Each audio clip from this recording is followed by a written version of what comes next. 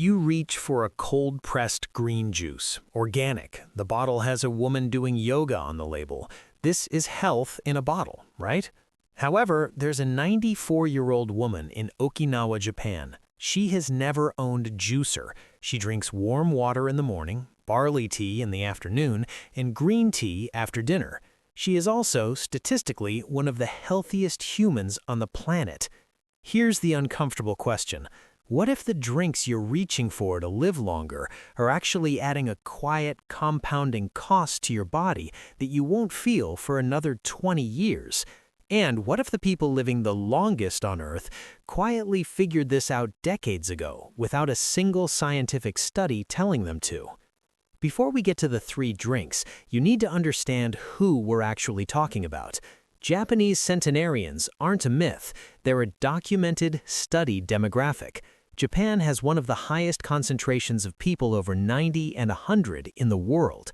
Okinawa alone has been classified as one of the original blue zones, regions where people live measurably longer than anywhere else. Researchers have been studying these populations for decades, and here's what they keep finding. It's not extraordinary genetics, it's not access to rare superfoods, it's not some expensive supplement protocol, it's ordinary behavior repeated consistently for a lifetime. And here's where it gets interesting. These populations avoided something that most modern people absorb daily without realizing it. I call it the metabolic tax.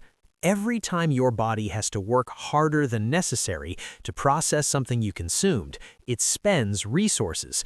Resources it could have used for repair, for immune function, for cellular maintenance.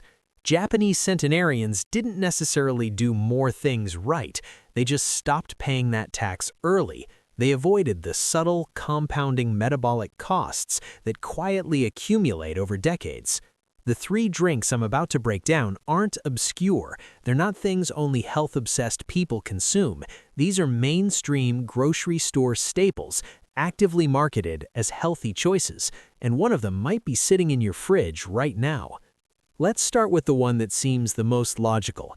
You're consuming vegetables, you're consuming fruit, spinach, kale, berries, things your grandmother told you were good for you. How could this possibly be a problem? One word: fiber. When you eat a whole orange, the fiber acts as a metabolic buffer. It's a slow release mechanism. The natural sugars in that orange enter your bloodstream gradually, giving your insulin a manageable job. Your pancreas responds proportionally. Your energy stays steady. Your body processes it without drama. When you juice that same orange, you strip away the buffer entirely. The sugars, which are still very much present, now hit your bloodstream all at once. No fiber to pace the absorption. Your insulin surges in response. Your pancreas works hard. Your blood sugar spikes, then drops. This isn't a one-time problem. This is a conversation your body has every single morning if juicing is a daily habit, and over decades, that conversation starts to go badly. This chronic, repeated insulin response is one of the primary drivers of insulin resistance. Researchers increasingly call it the silent killer of longevity because it develops invisibly over years before its consequences become undeniable. Now here's the Japanese perspective, and this is where traditional food philosophy overlaps with modern nutritional science in ways that are quietly remarkable. In Japan, fruit is not a base ingredient, it's a treat. A small, whole piece of seasonal fruit eaten after a meal, never before, never in isolation, and certainly never blended or juiced. The traditional view is that drinking your fruit confuses the stomach and taxes the liver because the liver is receiving a rapid hit of fructose without the structural context the body expects around it. This isn't pseudoscience, it's a cultural practice that, when viewed through modern biochemistry, turns out to be quietly correct. The fix is simpler than you think. The default daily drink for many Japanese households is mugicha, a roasted barley tea. It's caffeine-free, no sugar, costs almost nothing, consumed for centuries. Alternatively, a small piece of whole fruit eaten alongside a cup of green tea after a meal achieves the nutrition without the metabolic cost. Every store-bought green juice feels like a deposit into your health account, but the absence of fiber in the rapid sugar absorption means your body is quietly paying a processing fee you never see on the label. That's the first tax. Let's talk about oat milk, and I know this one is going to surprise you. Oat milk became enormously popular because it seemed to solve several problems at once: dairy-free, plant-based, eco-friendly, creamy, available everywhere. For a generation trying to make better choices, it felt like a win on every front. But here's what most people don't know about how oat milk is actually made. During industrial production, oats are broken down with enzymes that convert the complex starches into simpler sugars, specifically a sugar called maltose. And here's the reveal: maltose has a glycemic index that is higher than table sugar. That means unsweetened oat milk, the version many people choose specifically because it seems healthier, is still triggering a significant blood sugar response. The unsweetened label is technically accurate, no additional sugar was added, but it's functionally misleading because the production process itself created sugar from the grain. This is what I call the maltose spike. And the 90-plus demographic in Japan was never exposed to this. They didn't grow up with oat milk. They didn't grow up with any commercial, industrially processed plant milk. They consumed fermented soy in the form of miso and natto, occasionally simple additive-free soy milk made without stabilizers, thickeners, or emulsifiers. There's a traditional Japanese principle worth remembering: if a food has a stabilizer in it, it isn't food, it's a product. And that brings us to the secondary concern: the additives.